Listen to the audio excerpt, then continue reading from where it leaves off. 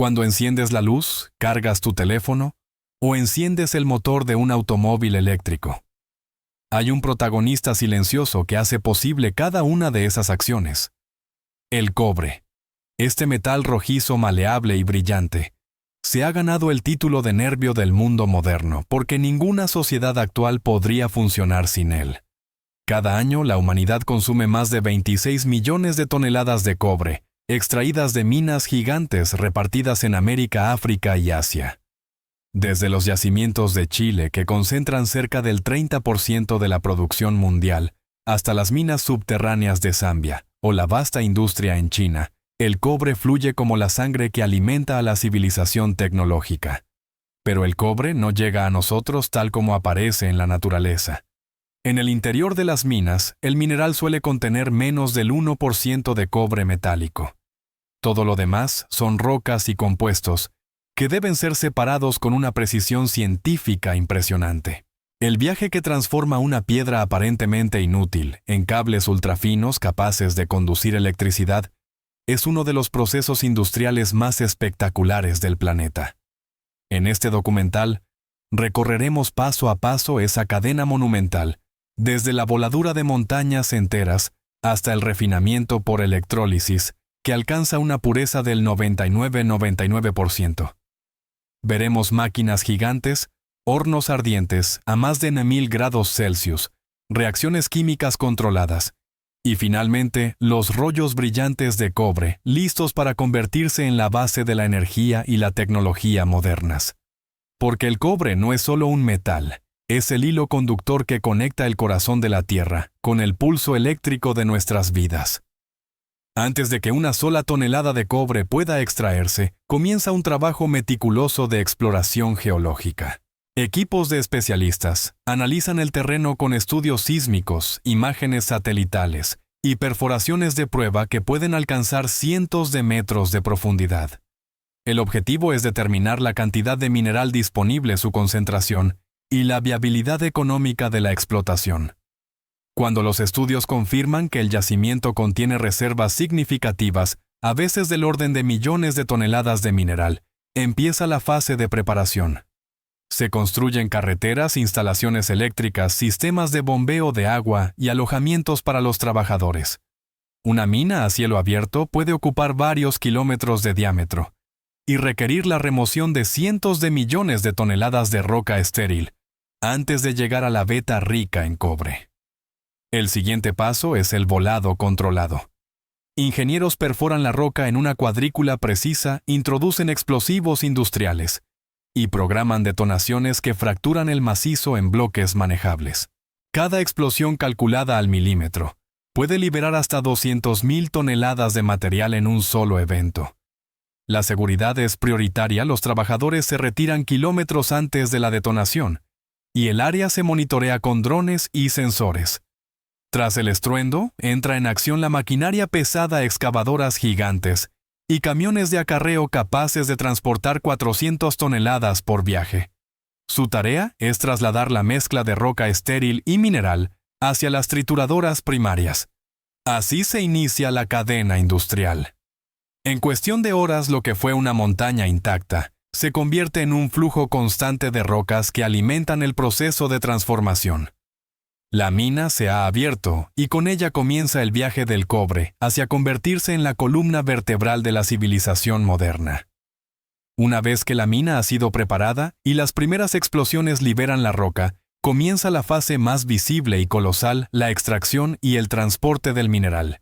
Cada voladura produce montañas de escombros mezclados con fragmentos de mineral de cobre. El contenido metálico es bajo, en promedio menos del 1%. Pero el volumen es tan enorme que incluso esa pequeña fracción justifica mover millones de toneladas cada año. Entran en acción las palas hidráulicas y excavadoras gigantes con cucharas capaces de cargar hasta 100 toneladas en un solo movimiento. Estas máquinas llenan los camiones de acarreo, vehículos descomunales que pueden transportar entre 200 y 400 toneladas por viaje. Sus neumáticos de más de 3 metros de altura cuestan cada uno decenas de miles de dólares y están diseñados para resistir condiciones extremas. La logística es asombrosa, decenas de camiones circulan en turnos de 24 horas guiados por sistemas GPS y supervisados desde un centro de control que coordina cada movimiento, como si fuera una coreografía industrial. Cada camión recorre varios kilómetros desde el frente de la mina hasta la planta de trituración primaria. La eficiencia es vital. El cobre comienza a degradarse si no se procesa a tiempo, y la operación minera funciona como una línea de producción continua. Un retraso en el transporte puede detener toda la cadena generando pérdidas millonarias. En la planta, el mineral se descarga en tolvas gigantes que alimentan las trituradoras. Las rocas del tamaño de un automóvil pequeño caen en mandíbulas de acero, que las reducen hasta fragmentos de menos de 15 centímetros.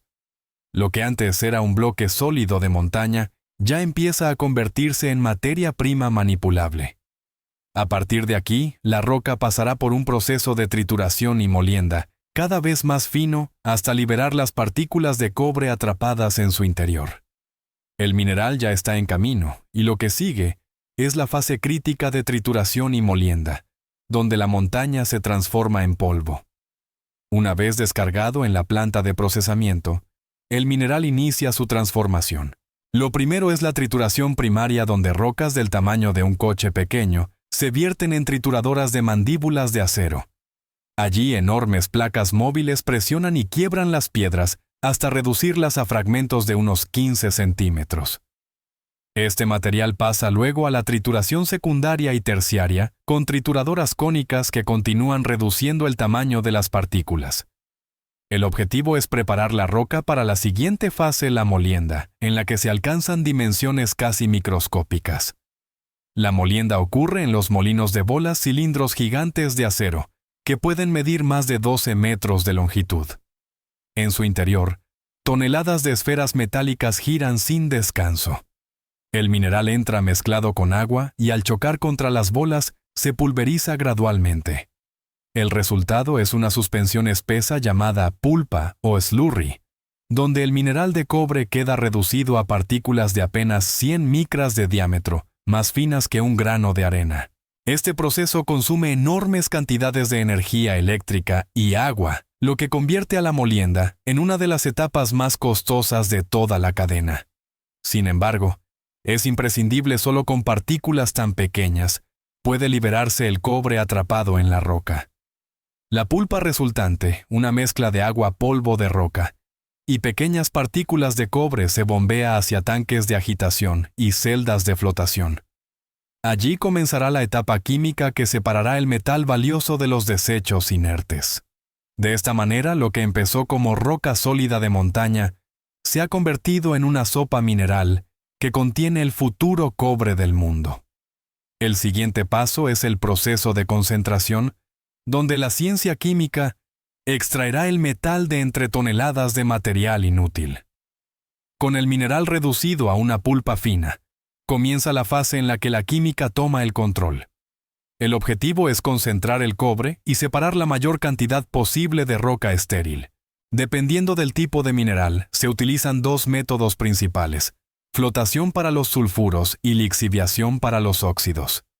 En el caso de los minerales sulfurados, la pulpa se introduce en grandes celdas de flotación. Allí se añaden reactivos químicos y se inyecta aire a presión. Las burbujas se adhieren selectivamente a las partículas de cobre que ascienden y forman una espuma en la superficie.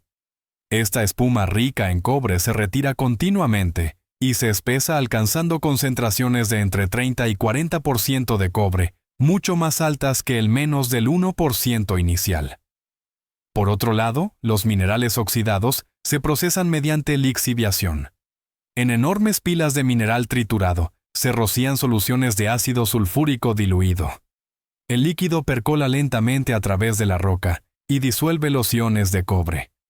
El resultado es una solución llamada licor de lixiviación, cargada de cobre disuelto, que se recoge en estanques especiales para su posterior procesamiento.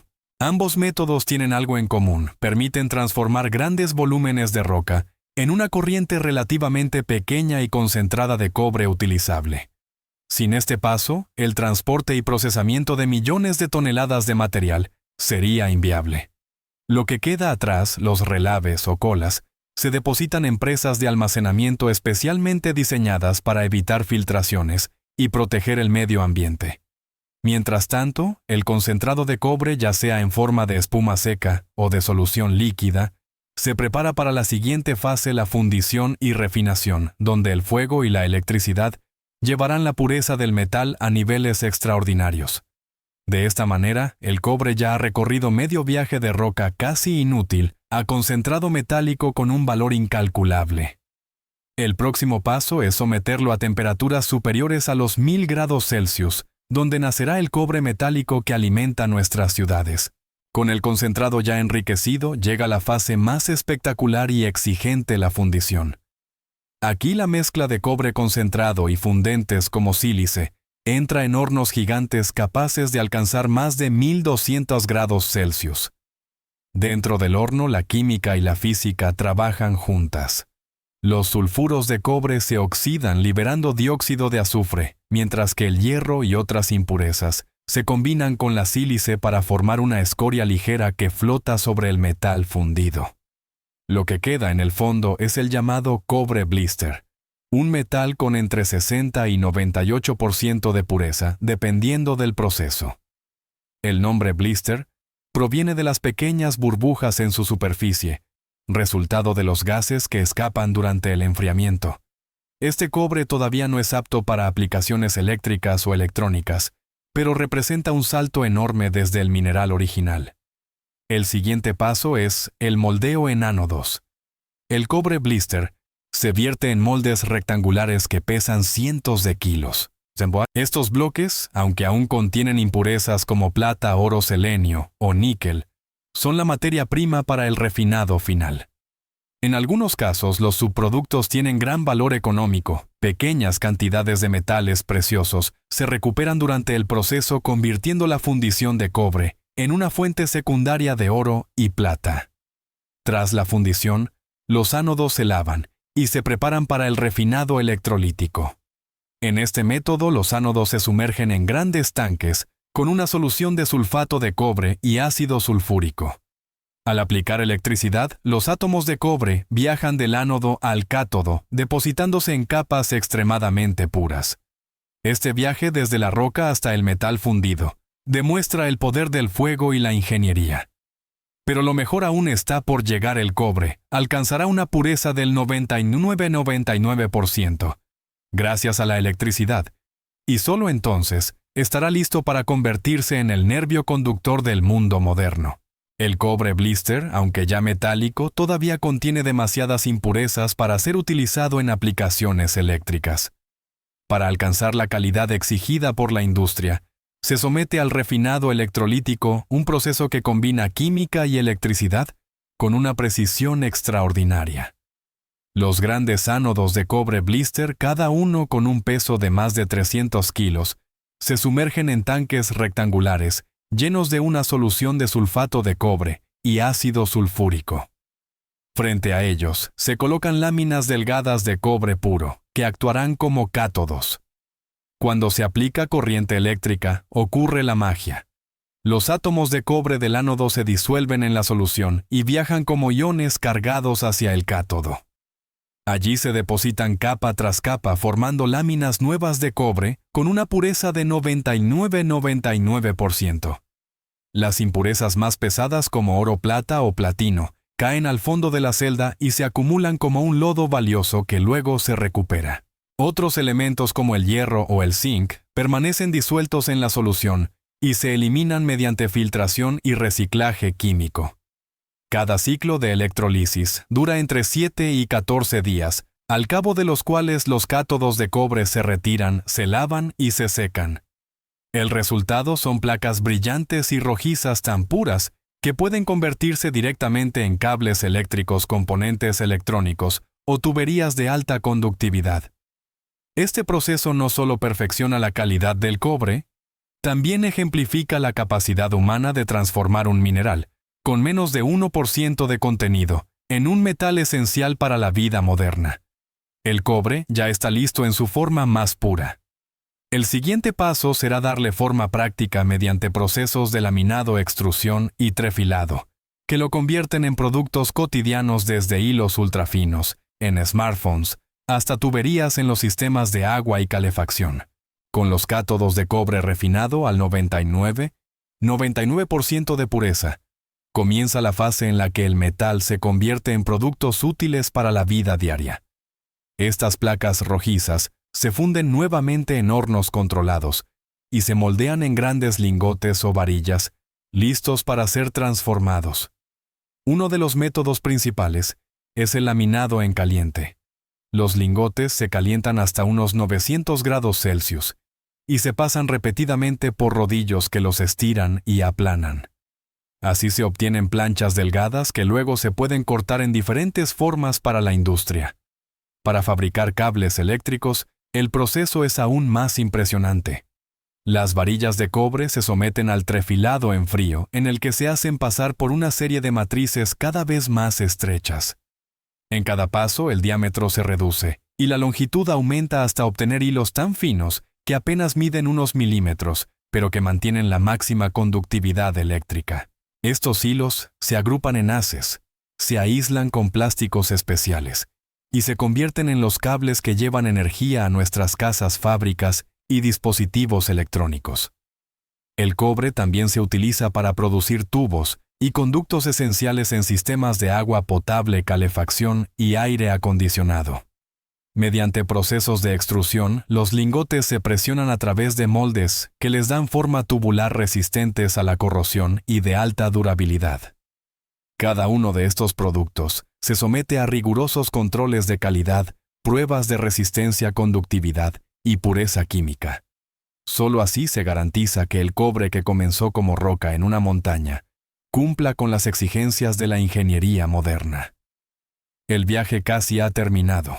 Solo falta empaquetar, transportar y distribuir el metal rojo hacia todos los rincones del planeta.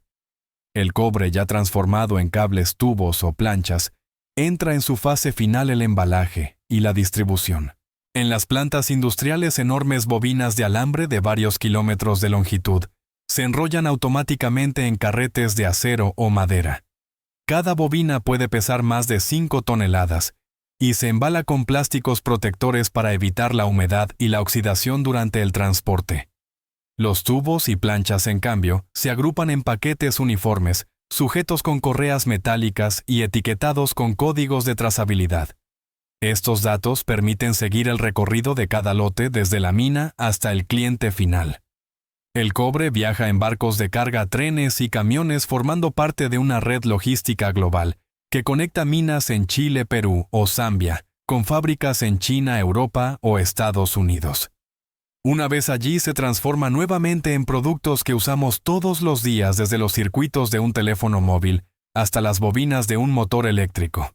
Este viaje desde una roca con menos del 1% de metal utilizable hasta un conductor de 99% de pureza es un testimonio del ingenio humano y de la capacidad de la industria moderna para domesticar los recursos naturales. El cobre es mucho más que un metal, es la columna vertebral invisible de nuestra civilización. Cada vez que enciendes una lámpara, cargas un ordenador o conduces un coche eléctrico, el cobre está ahí trabajando en silencio.